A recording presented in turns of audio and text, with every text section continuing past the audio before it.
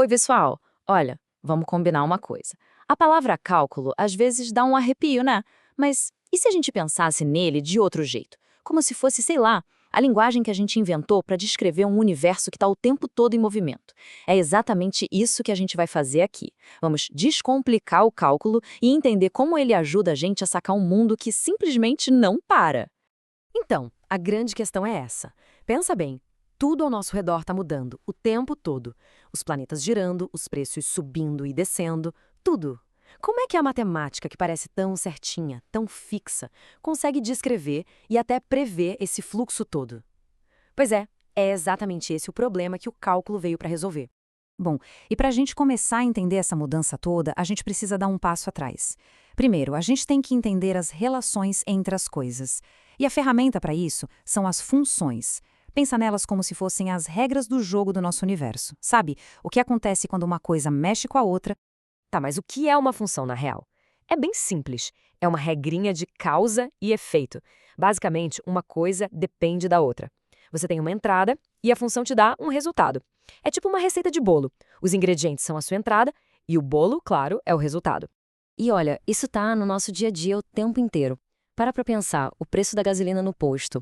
Ele é uma função do preço do petróleo lá fora. Um depende do outro, né? Ou então, o nível de açúcar no sangue é uma função do que a gente comeu. São essas relações de dependência que as funções descrevem pra gente. E essa ideia é tão fundamental que ela sai da matemática e vai para todo lado. Pega o mundo da programação, por exemplo. O que é uma função em programação? É exatamente isso.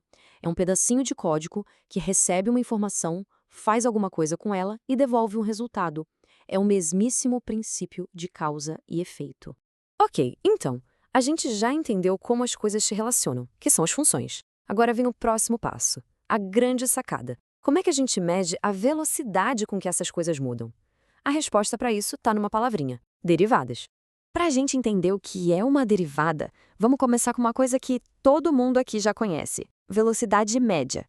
É fácil, né? Se um carro anda 100 km em 2 horas, qual foi a velocidade média?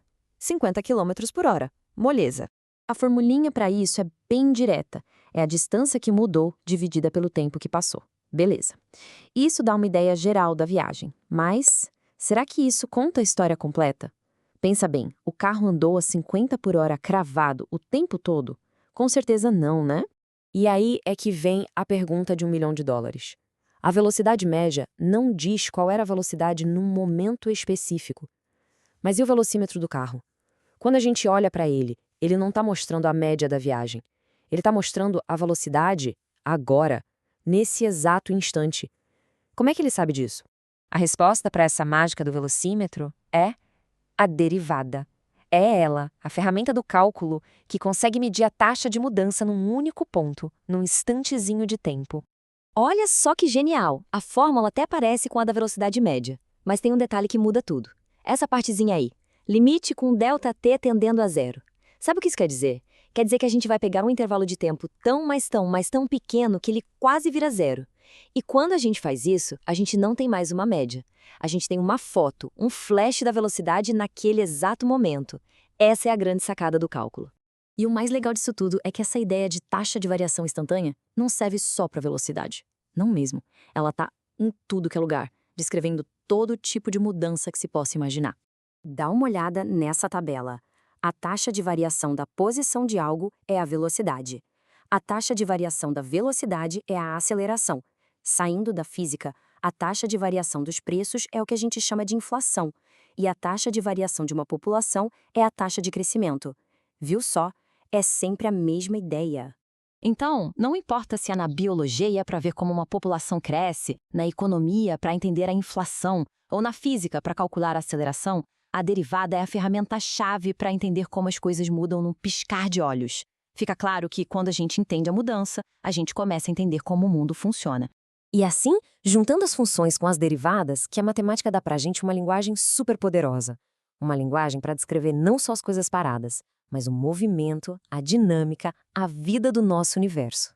Ok, se a derivada serve para fatiar o movimento em pedacinhos minúsculos, em instantes, e se a gente quisesse fazer o contrário, juntar todos esses pedacinhos de volta para ver o todo?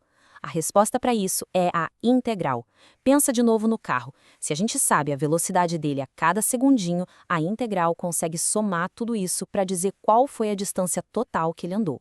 É a matemática de somar, de acumular. E, visualmente, a integral faz uma coisa que parece mágica. Ela calcula a área exata debaixo de uma curva, por mais maluca que ela seja.